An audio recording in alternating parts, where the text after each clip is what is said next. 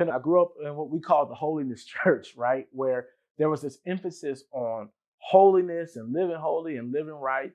And for a long time, I always thought that God would never be able to use me, or that I was too dirty, I was too unclean, because, by the age of 4, I'd already been exposed to sex. By 7, I was already kind of full-fledged sexually initiated and active.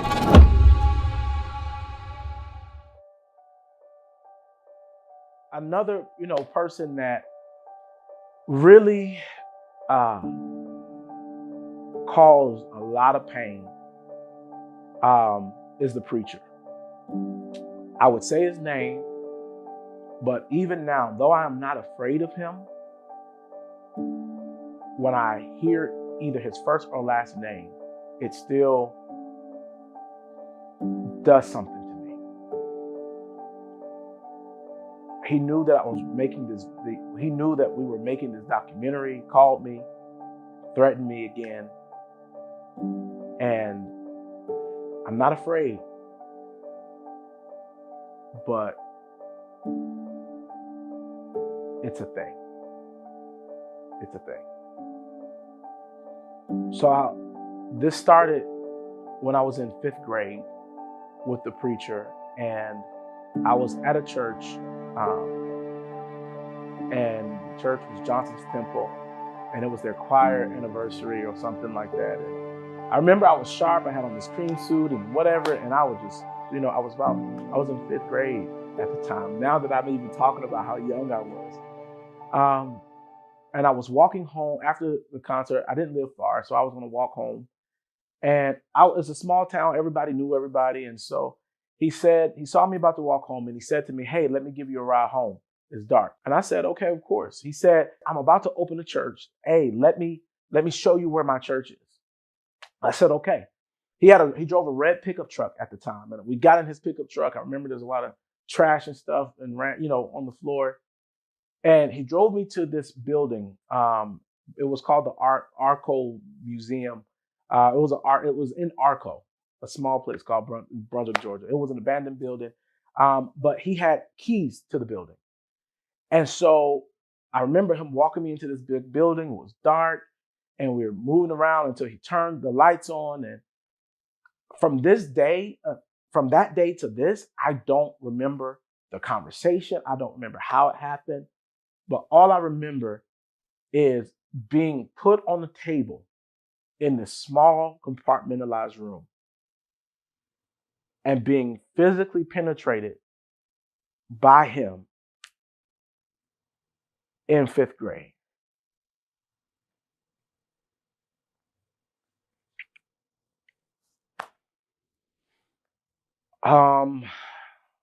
After the experience, he looked at me and he said, "You liked that, didn't you?"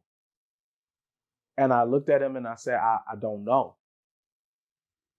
And then he said these words that penetrated my being to a point where his penis could never penetrate. He said, "You liked that, didn't you?" He said, "Something's wrong with you. And that's a spirit of perversion." He looked at me and said, "You need to go pray and ask God to deliver you from perversion." And then he put me back in his car, and then he drove me home. That was the beginning of years. That started in 5th grade. It lasted all the way until I was about 19 years of age. Not only did it happen with me, but he had other friends as well that he would tell about me. And now I know that because of their conversations, I would get lured into different conversations or different situations where I found myself being sexually involved or exploited with them too. Now I know that that was a form of trafficking.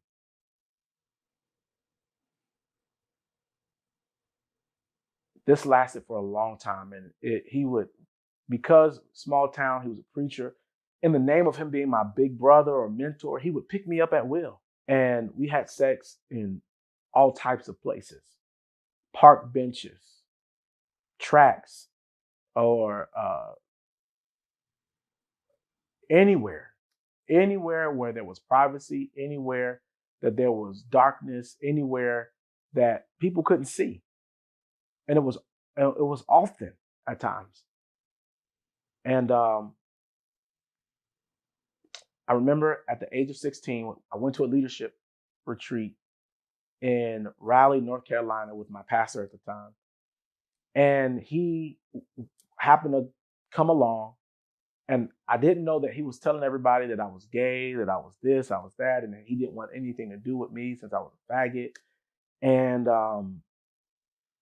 everybody left to go home. Everyone left to go out somewhere, to go out to eat. And I stayed back because I was tired.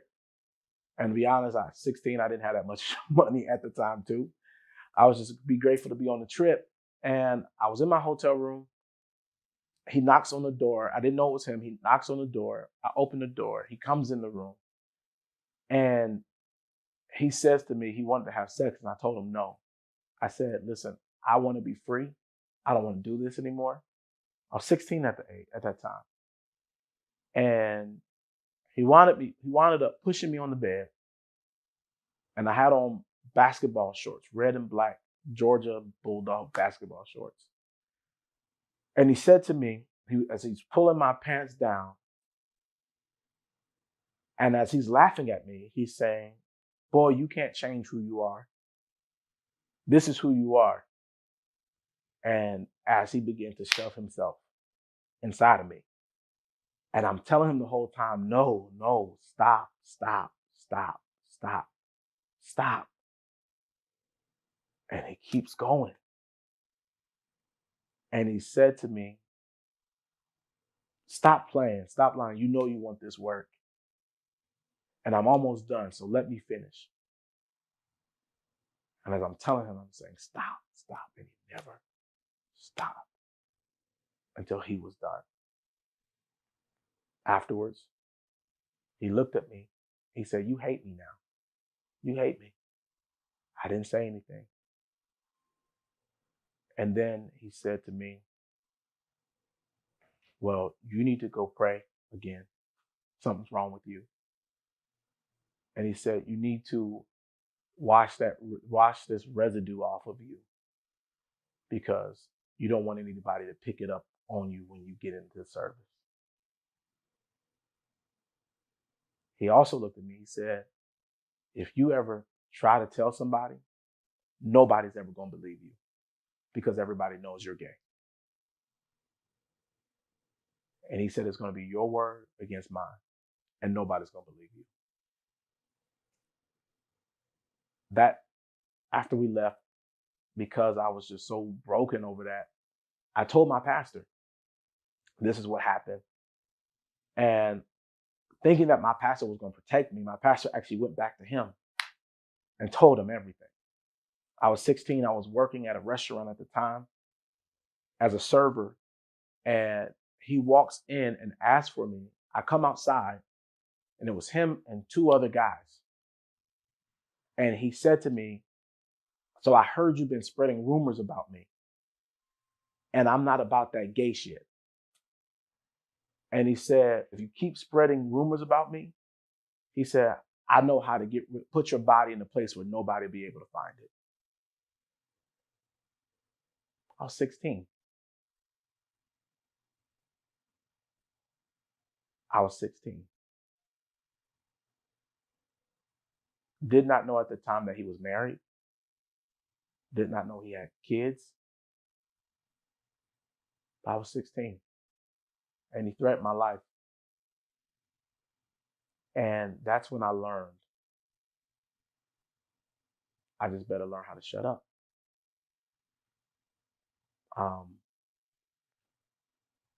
The funny thing after that is we didn't talk for some time, but a few months after, he was right back at my house again, having sex.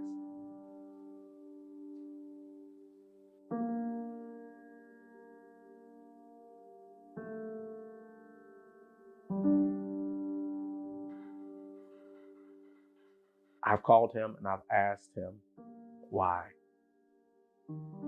And the most painful thing about this entire story is that he said to me, I don't know why you're trying to pin this on me. This wasn't me. I didn't do anything to you.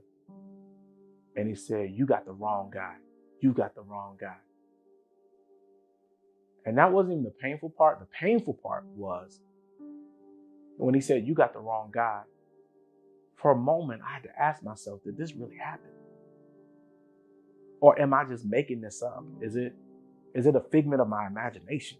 Was it something I was just, did it really happen? And for hours, I had to ask myself, like, did this really happen? Or is this something that, Rob, you're just making up, you're being extra about?